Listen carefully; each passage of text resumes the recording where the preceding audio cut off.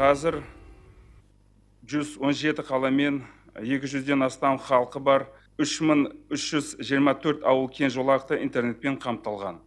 Өткен 2 жыл ішінде 481 ауыл кең жолақты интернетке қосылды. Бұл жоба алдағы жылдары да жалғасады. Бұдан басқа Нұр-Сұлтан, Алматы және Шымкент қалаларында 5G пилоттық жобалары іске асырылды.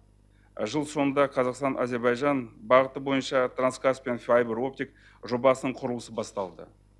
Еліміздің географиялық орналасуын ескере отырып, деректердің транзиттік потенциалы ұлғаяды. Ал 2020 жылы кең жолақты интернетке 880 ауыл қосылады. Үй желісінде интернетті қосу деңгейін 84%-ке жеткізу жоспарланған.